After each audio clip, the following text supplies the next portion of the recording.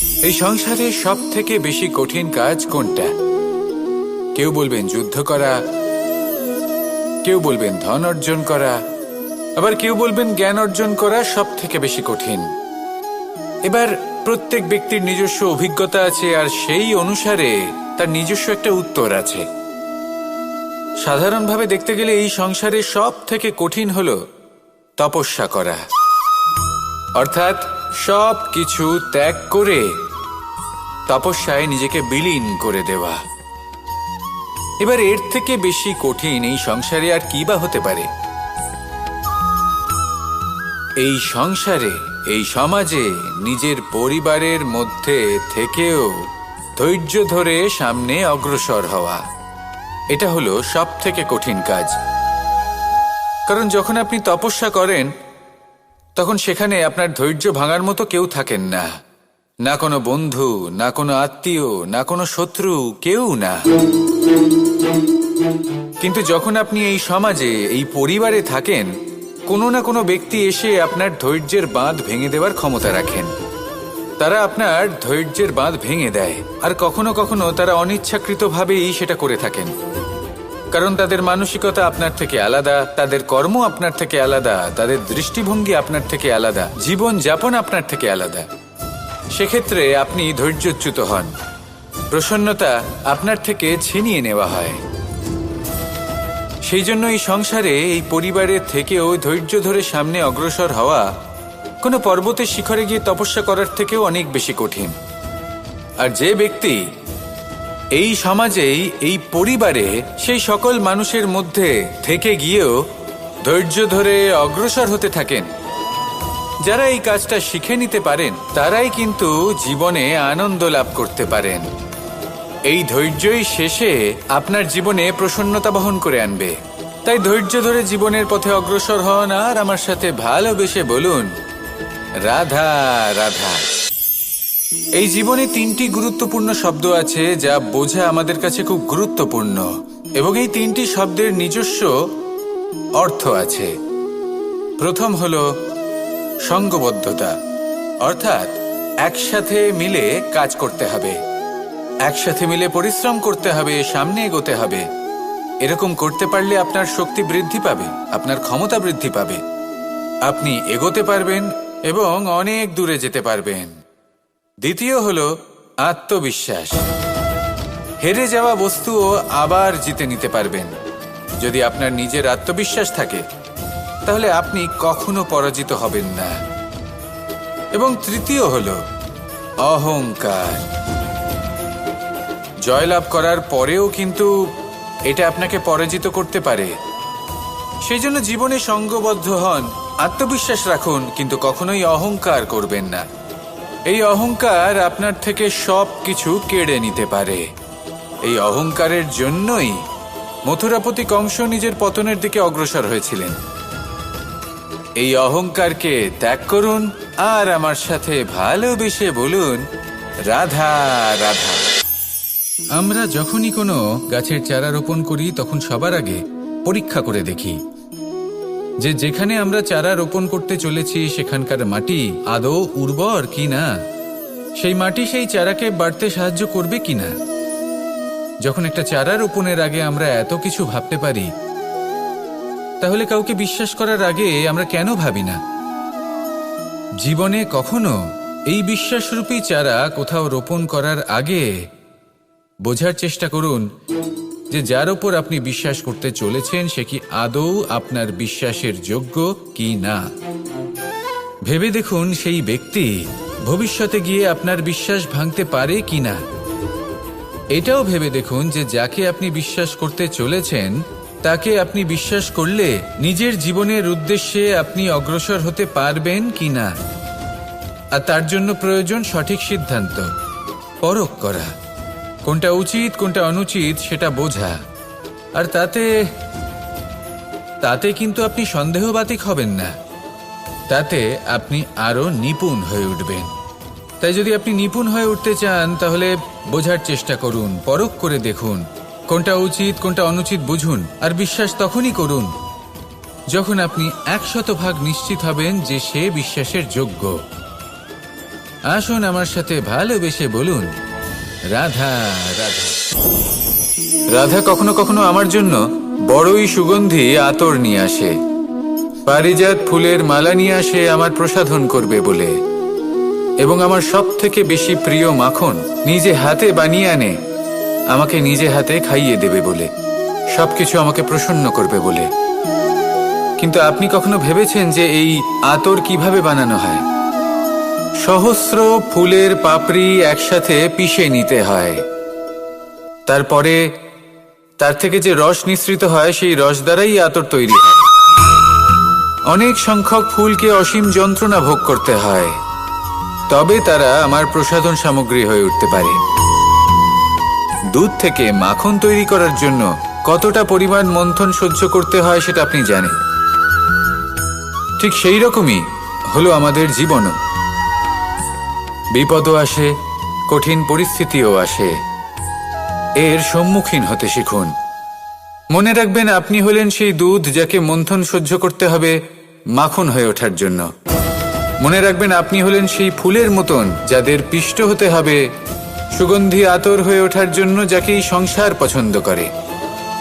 কখনো কখনো জীবনে আপনার সাথে খারাপ শুধুমাত্র এই কারণে ঘটে যাতে আপনার শ্রেষ্ঠ রূপ এই সংসারের সামনে আসতে পারে। শুধুমাত্র কঠিন পরিস্থিতি এবং বিপদকে একটা সুযোগ হিসেবে দেখার চেষ্টা করুন। আপনার জন্য এই সংসার বদলে যাবে, সংসারকে দেখার দৃষ্টিভঙ্গি পাল্টে যাবে, আপনার ভাগ্য পাল্টে যাবে, আর এই মন প্রসন্ন হয়ে বলবে, রাধা রাধা। পাশা নামক এই খেলাটি আপনারা নিশ্চয়ই খেলেছেন, না খেলে থাকলে দেখেছেন, আর যদি দেখেও না থাকেন তাহলে নিশ্চিত রূপে শুনেছেন। মহাভারতের এই মহাযুদ্ধ কোথাও না কোথাও এই পাশা নামক খেলার কারণে হয়েছিল। পাশার এই বিচিত্র খেলা, দান, এইসবের কারণে কেউ নিজের মাথায় রাজ মুকুট পরিধান করেছিলেন, আবার সেখানে পরাজিত হওয়ার জন্য কাউকে বনবাসও ভোগ করতে হয়েছিল। কিন্তু এই খেলা সমাপ্ত হওয়ার পরে সমস্ত ঘুঁটি আর এই পাশার ছক একই পুটলিতে স্থান পেল। এটাই হলো আমাদের জীবন। এই সংসারে আমরা জয় পরাজয়ের বিষয়ে এতটাই ভাবি, এত চিন্তা করি যে এই জীবনের খেলার আনন্দটাই উপভোগ করতে পারি না। আর অবশেষে কি হয়? কেউ জয়ী হন, কেউ পরাজিত হন, কিন্তু দুজনেই একই স্থানে পৌঁছে যান। প্রত্যেক ব্যক্তি মৃত্যুর পরে একটি নির্দিষ্ট স্থানেই পৌঁছতে বাধ্য, কিন্তু ততক্ষণ এই জীবন, এই খেলা, তার আনন্দ উপভোগ করুন। এই সংসারে সেই ব্যক্তি শ্রেষ্ঠ স্থানে পৌঁছতে পেরেছেন যিনি এই সংসারকে প্রকাশ প্রদান করেছেন, যিনি কখনো জয় পরাজয় এ বিষয়ে ভাবেননি, শুধু এই জীবনের খেলার আনন্দ উপভোগ করেছেন। এটাই আপনিও করুন, আর আমার সাথে ভালোবেসে বলুন, রাধা রাধা। প্রত্যেক মানুষ নিজের জীবনে দুঃখ অনুভব করেন। প্রত্যেকের দুঃখ আলাদা হতে পারে। কারোর মনে এই দুঃখ থাকে যে সে তার বাবা মায়ের সব ইচ্ছে পূরণ করতে পারেননি। কেউ এটা ভেবে দুঃখ পান যে সে চিরকাল সদাচার করেছেন, সৎকর্ম করেছেন, কিন্তু তাও তাকে দুরাচারী বলে মনে করা হয়। কেউ এটা ভেবেও দুঃখ পান যে তার সামনে যে ব্যক্তি রয়েছেন তার চোখে তিনি শত্রু হয়ে উঠেছেন বা দুষ্ট হয়ে উঠেছেন, যেখানে তিনি হয়তো কোনো অনুচিত কাজই করেননি। এবার এই সমস্ত বিষয় নিয়ে ভেবে নিজের ব্যক্তিত্ব নিয়ে সন্দেহ প্রকাশ করবেন না। যদি নিজের ব্যক্তিত্ব নিয়ে কোনো সন্দেহ থেকে থাকে তাহলে কর্ম সংক্রান্ত প্রশ্ন করুন যে আপনি যা করেছেন তাতে কি উচিত ছিল, কি অনুচিত ছিল। যেটা প্রয়োজন সেটা এটা বোঝার যে আপনার অন্তর্মন, আপনার বিবেক আপনাকে কি বলছে, আর আপনার অন্তর্মন আর আপনার বিবেক আপনাকে যেটা করতে বলবে শুধু সেটাই করুন। আর তারপরে এই সংসার কি বলবে, কি ভাববে সেসব নিয়ে ভাবতে যাবেন না, কারণ এই সংসার তো ঈশ্বরকেও প্রশ্ন করে থাকে, ঈশ্বরকেও দোষী মনে করে। কখনো কখনো যখন কোনো ঘটনা মানুষের ইচ্ছা অনুযায়ী ঘটে না, তখন মানুষ এটা বলে যে হে ঈশ্বর, আপনি আমার পাশে থাকলেন না, আপনি বড়ই কঠোর, এটা আপনার দোষ। যেখানে বেশিরভাগ সময় হয়তো সে নিজেই নিজের কর্মফল ভোগ করছে। আর কখনো কখনো ঈশ্বর হয়তো তার জন্য আরো ভালো কোনো পরিকল্পনা করে রেখেছেন, কিন্তু মানুষ সেটা বুঝতে পারে না। তাই দিনের শেষে যেটা প্রয়োজন সেটা হলো নিজের মনের কথা বুঝতে হবে। আপনার বিবেক কি বলছে শুধু সেটাই করুন আর সামনে এগোতে থাকুন। আমার সাথে ভালোবেসে বলুন, রাধা রাধা। পরিবর্তন, এটা হলো সৃষ্টির অমূল্য নিয়ম।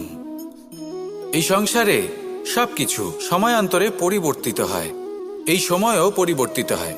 পরিবর্তন চিরকাল হয়ে এসেছে আর চিরকাল হতে থাকবে, কিন্তু এবার আমরা সেই পরিবর্তন কিভাবে লাভ করব যেটা আমাদের প্রয়োজন, যেটা আমরা চাই। আমরা জীবনে বিকাশ চাই। এই বিকাশ কিভাবে লাভ করতে পারি? এই প্রকৃতি কিন্তু আমাদের অত্যন্ত উত্তম উদাহরণ দিয়ে বুঝিয়েছে। একটি বিন্দুর উদাহরণ দিয়েছে যা ভবিষ্যতে একটা বিশাল নদীর আকার ধারণ করে। এটা কিভাবে হয়? মেঘ থেকে একটি বিন্দু ঝরে পড়ে সেই পর্বতের ওপর যেখানে হিম আছে। সেই হিমের সংস্পর্শে আসা মাত্র সেই বিন্দুর সাথে আরো বেশ কিছু বিন্দু যুক্ত হয়। তারপর তারা অগ্রসর হয়, আরো কিছু বিন্দু যুক্ত হয়, আস্তে আস্তে একটা ক্ষীণ ধারার রূপ ধারণ করে এবং সেটাই ভবিষ্যতে আরো এগোতে থাকে। অনেকটা যাওয়ার পর যখন অনেক সংখ্যক বিন্দু একসাথে যুক্ত হয় তখন সেটা বিশাল নদীর আকার ধারণ করে।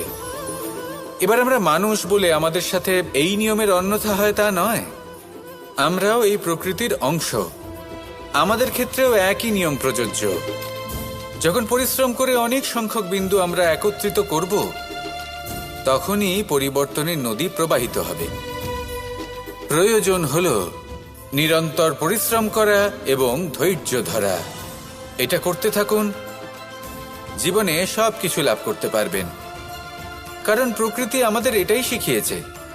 আর আমরা এই ব্রহ্মরই একটি অংশ, যার দ্বারা এই ব্রহ্মাণ্ড নির্মিত। আসুন আমার সাথে ভালোবেসে বলুন, রাধা রাধা। কখনো এই প্রকৃতির দিকে তাকিয়ে থাকবেন। এই প্রকৃতি অনেক ধরনের শিক্ষা দেয়। কোনো একটা গাছকে দেখুন কিভাবে সে মাটি থেকে জল শুষে নেয়। সে ঝড় হোক বা হোক কড়া রোদ সব সহ্য করে এবং অবশেষে সে ফল ধারণ করে।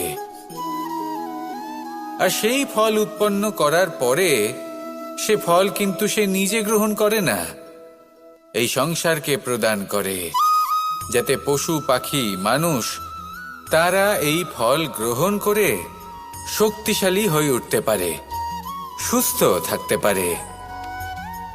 সেভাবেই নদী, সরোবর এরা নিজেরাও কিন্তু নিজেদের জল গ্রহণ করে না, মাটিকে প্রদান করে, পশু পাখিকে প্রদান করে। সূর্য নিজেও নিজের জন্য প্রজ্বলিত হয় না, সে প্রকাশ ছড়িয়ে দিতে চায় আমাদের সবার কাছে, সে আলো পৌঁছে দিতে চায়। এই প্রত্যেকের কর্মে পরমার্থ নিহিত আছে, আর সেই জন্যই এদের সকলকে পুজো করা হয়। তাই মনে রাখবেন, আপনার কাছে জীবন যাপনের অতিরিক্ত যা কিছুই আছে তা পরমার্থের জন্য। তাহলে তার সদ্ব্যবহার করুন আর আমার সাথে ভালোবেসে বলুন, রাধা রাধা। আমরা প্রত্যেকেই অবশ্যই এমন সময় দেখেছি যখন অনেকগুলো সমস্যা একসাথে আমাদের জীবনে এসে পড়ে। সমস্যা আমাদের প্রত্যেকের জীবনেই থাকে। আমরা তার সমাধান খুঁজতে চেষ্টা করি, কখনো সমাধান খুঁজে পাই, আবার কখনো যতই চেষ্টা করি না কেন কোনো সমাধান খুঁজেই পাই না। আর যখন এটা হয় তখন মানুষ অত্যন্ত বিচলিত হয়ে পড়েন। নিজের আত্মীয় স্বজন, নিজের বন্ধু বা সংসার এদের ওপরে এই দোষ চাপিয়ে দেন যে এদের জন্যই এই সমস্যা এসেছে। এবার যদি আমি আপনাকে কোনো পরামর্শ দিই তাহলে এটাই বলবো যে দৃষ্টিভঙ্গি পাল্টে দেখুন। এই দৃষ্টিভঙ্গি দিয়ে দেখুন যে এই সংসারে যে সমস্যায় আসুক না কেন তার জন্য কেউ দোষী নয়, না আপনি না অন্য কেউ। এই পুরো খেলাটাই আপনার মানসিকতা, আপনার দৃষ্টিভঙ্গির, আপনার মনের। কিভাবে বোঝাচ্ছি? যখন আমাদের মন শক্ত থাকে তখন কঠিন থেকে কঠিনতর পরিস্থিতিও আমাদের জীবনে খুব বেশি হলে প্রতিস্পর্ধা হয়ে থেকে যায়। সেখানে যদি আমাদের মন দুর্বল থাকে, তখন অল্প কঠিন পরিস্থিতিও আমাদের কাছে খুব বড় সমস্যা হয়ে যায়, তাই না? একটা শক্ত মন কঠিন পরিস্থিতিকে প্রতিস্পর্ধা হিসেবে দেখে আর তার মধ্যে ওটা সুযোগ খুঁজে নেয়। আমাদের শুধু এটাই করতে হবে। এই সংসারে অন্য কাউকে দোষী মনে করলে আপনার সমস্যা দূর হয়ে যাবে না। সেই জন্য এই সংসারকে দোষ দেওয়ার বদলে এই সমস্যার মূলে চলে যান, সেটাকে বুঝুন, নিজের এই মনকে শক্ত করে তুলুন। যদি আপনার মন শক্তিশালী হয়, তাহলে এই সংসারে অনেক বড় বড় কঠিন থেকে কঠিনতর পরিস্থিতিও যদি আসে, আপনার জীবনে যতই বড় বড় সমস্যা আসুক না কেন, আপনার লক্ষ্য লাভে বাধা দিতে পারবে না। আসুন আমার সাথে ভালোবেসে বলুন, রাধা রাধা। আমরা সবাই পাথর দেখেছি, পর্বতও দেখেছি, শুকনো পাতাও দেখেছি, শ্যামল বনানীও দেখেছি। কখনো ভেবেছেন পাথরের অস্তিত্ব কিন্তু ততক্ষণ পর্যন্ত যতক্ষণ সে পর্বতের গায়ে আটকে থাকে। যখন সেই পর্বত থেকে সেই পাথর ভিন্ন হয়ে যায় ও নিজের অস্তিত্ব হারিয়ে ফেলে। আস্তে আস্তে কখনো পাথর কেটে বা কখনো পিষ্ট হয়ে সেই পাথর আস্তে আস্তে মাটিতে পরিণত হয় এবং পূর্ণরূপে নিজের অস্তিত্ব হারিয়ে ফেলে। এটাই পাতার সাথেও হয়। এই পাতা যতক্ষণ গাছের ডালের সাথে যুক্ত ততক্ষণ তার অস্তিত্ব থাকে। যখনই ডাল থেকে বিচ্ছিন্ন হয়, সেও নিজের অস্তিত্ব হারিয়ে ফেলে। আর এটাই আমাদের সাথেও হয়। যতক্ষণ আমরা নিজেদের আপনজনের সাথে যুক্ত থাকি, আমাদের অস্তিত্ব বজায় থাকে। যখন আপনজনদের সাথে সম্পর্ক ছিন্ন করি, তখন আমরাও আমাদের অস্তিত্ব হারিয়ে ফেলি। এবার এই সংসারের প্রত্যেক ব্যক্তি স্বতন্ত্র থাকতে চান, আর অনেক ব্যক্তি স্বতন্ত্র থাকবেন বলে আপনজনদের দূরে করে দেন আর তাদের সাথে এই সম্পর্ক ছিন্ন করেন। এটা কি সত্যি প্রয়োজন? আপনজনদের সাথে সম্পর্ক ছিন্ন করে নিজের অস্তিত্ব হারিয়ে ফেলা প্রয়োজনীয়, নাকি আপনজনদের সাথে সম্পর্ক বজায় রেখে নিজেদের স্বতন্ত্র করে রাখা সেটা আবশ্যক? নির্বাচন আপনারই। আসুন আমার সাথে ভালোবেসে বলুন, রাধা রাধা। আপনি কি কখনো নৌকা যাত্রা করেছেন? করে না থাকলেও নিশ্চয়ই দেখেছেন যে এই জল যা নিজের অন্তরে সব কিছু সমাহিত করে নিতে পারে, এই নৌকা সেই জলের ওপরেই ভেসে থাকে। নদীর স্রোত কাটিয়ে সে সামনে অগ্রসর হয়। কিন্তু যদি এই নৌকায় কোনো ছিদ্র হয়, তাহলে কিন্তু সেই নৌকা ডুবে যাবে। আর এতে কোনো তফাৎ হবে না যে সেই ছিদ্র ছোট নাকি বড়, নৌকা ডুবে যাবে। এই ছিদ্র হলো আমাদের জীবনে আমাদের অপগুণ, আমাদের দোষ, আমাদের বিকার। কখনো এটা ভাববেন না যে এই দোষ খুবই ছোট, এতে কিছুই যাবে আসবে না। না, সেই ছোট দোষ, সেই ছোট বিকার যদি সেটাকে শুধরে না নেন, তাহলে সেটা আপনাকে আপনার পতনের দিকে নিয়ে যাবে। শেষ পর্যন্ত এটা আপনার ওপর নির্ভরশীল যে আপনি কি চান। আপনার জীবনের এই নৌকা এভাবেই ডুবে যেতে দেখবেন, নাকি নিজেকে শুধরে নিয়ে সেই নৌকার সেই ছিদ্রটাকে ভরিয়ে তুলতে চাইবেন? নির্বাচন আপনার। আসুন আমার সাথে ভালোবেসে বলুন, রাধা রাধা। জল জলই পৃথিবীতে বেঁচে থাকার জন্য আবশ্যক তো বটেই, কিন্তু এই জল আমাদের একটা অত্যন্ত গুরুত্বপূর্ণ শিক্ষা প্রদান করে। কখনো এই জলকে দেখেছেন? যে পরিস্থিতিতেই এই জল প্রবাহিত হোক না কেন, এর উপর যা কিছুই প্রভাব থাকুক না কেন, এর পথে যতই বাধা আসুক না কেন, তার মধ্যে থেকে ও নিজের পথ ঠিক বের করে নেয়, কিন্তু নিজের প্রবাহ থামতে দেয় না, ক্রমাগত অগ্রসর হতে থাকে। সেরকমই একটা শিক্ষা যেটা আমরা জল থেকে পেয়ে থাকি, তা হলো এটা: আমরা যখন জলের দিকে তাকাই, তখন আমরা নিজের প্রতিবিম্ব দেখি, স্পষ্টভাবে দেখতে পাই। কিন্তু তখনই দেখতে পাই যখন এই জল শান্ত থাকে, স্থির থাকে। যদি এই জল অশান্ত হয়ে থাকে, স্থির না হয়, তাহলে আমরা এতে নিজের প্রতিবিম্ব দেখতে পাই না। এটাই আমাদের মনের সাথেও হয়ে থাকে। যখনই জীবনে কোনো সংকট আসে, যদি আমরা শান্ত মনে, স্থির মনে সিদ্ধান্ত নিই, তাহলে সেটা এমন একটা শীতল সিদ্ধান্ত হবে যেটা আমাদের ভবিষ্যৎকে একটা শ্রেষ্ঠ স্থানে নিয়ে যাবে। যদি এই মন অশান্ত হয়, বিচলিত হয়, পীড়িত হয়, দুঃখিত হয়ে থাকে, রুষ্ট হয়ে থাকে, তাহলে অনেক সময় আমরা এমন সিদ্ধান্ত নিই যেটা আমাদের জন্য অনুচিত প্রমাণিত হয়। যখন আপনি ক্রুদ্ধ ছিলেন বা দুঃখের বশে ছিলেন, তখন অনেক সময় হয়তো এমন সিদ্ধান্ত নিয়েছেন যেটার জন্য ভবিষ্যতে আপনি অনুশোচনা করেছেন। এবার দেখুন, এই আবেগগুলো থেকে আমরা পালাতে পারবো না, কিন্তু এই আবেগগুলো আপনার উপর কতটা প্রভাব ফেলবে সেটা আমরা অবশ্যই ঠিক করতে পারি। এই মনকে আমরা নিয়ন্ত্রণ করতে পারি। এটাই করুন, চিন্তা করুন, এই মনকে শান্ত রাখুন, স্থির হতে চেষ্টা করুন, আর তারপরে সিদ্ধান্ত নিন। আসুন আমার সাথে ভালোবেসে বলুন, রাধা রাধা। এই সংসারে ভৌতিক বস্তুরও নিয়তি আছে। যারাই এই সংসারে আসে বা উৎপন্ন হয়, তারা কিছুমাত্র সময় পর্যন্তই এখানে থাকতে পারে, আর তারপরে সেও লুপ্ত হয়ে যায়, অর্থাৎ সে নিজেও এই পঞ্চমহাভূতে সমাহিত হয়ে যায়। আমাদের সাথেও ঠিক এটাই হয়। সেই জন্যই ঈশ্বর দ্বারা প্রদত্ত এই উপহারের বিষয়ে ভাবুন, এই জীবনের বিষয়ে ভাবুন। ঠিক যেমন বিশ্বাস ভঙ্গ হলে কোনো ব্যক্তি আমাদের কাছে অপরিচিত হয়ে যান, ঠিক সেরকমই শেষ নিঃশ্বাস ত্যাগের পর এই শরীরও আমাদের কাছে পরই হয়ে যায়।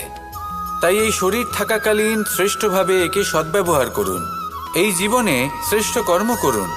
আর এই জীবনকে শ্রেষ্ঠভাবে যাপন করার জন্য কিছু কথা বোঝা প্রয়োজনীয়। যদি আপনি কারোর প্রশংসা করেন, তাহলে পূর্ণ হৃদয় দিয়ে করুন। যদি আপনি হস্তক্ষেপ করে থাকেন, তাহলে মস্তিষ্ক দ্বারা করুন। যদি আপনি সমীক্ষা করেন, তাহলে বিবেক দ্বারা করুন। যদি আপনি ধন অর্জন করতে চান, তাহলে নীতি অনুসারে চলুন। যদি জীবনযাপন করতে চান, তাহলে রীতি মেনে করুন। আর যদি ঈশ্বরের ভজন করতে চান, তাহলে ভক্তিভাব নিয়ে করুন। শুধু এই কথা মনে রাখবেন যে আপনার এই জীবন কিন্তু অনিশ্চিত কাল পর্যন্তই আছে। কতক্ষণ আছে সেটা কেউ জানে না। তাই কিছু মুহূর্ত যেটা যাপন করতে আমরা এখানে এসেছি, সেখানে ক্রোধ, অহংকার, ঈর্ষা, এইসব আবেগের কি গুরুত্ব বলুন তো? এগুলো ত্যাগ করুন। মানুষকে ক্ষমা করতে শিখুন, আস্তে আস্তে বিশ্বাস করতে শিখুন। এই সংসারে নিঃস্বার্থভাবে প্রেম করতে শিখুন, আর সবার মধ্যে আনন্দ বিতরণ করুন। তাই এই সব গুণ যদি আপনি আত্মসাৎ করতে পারেন, তাহলে আপনার জীবনে শুধু আনন্দ এবং আনন্দই বিরাজমান হবে। আসুন আমার সাথে ভালোবেসে বলুন, রাধা রাধা, রাধা রাধা, রাধা রাধা,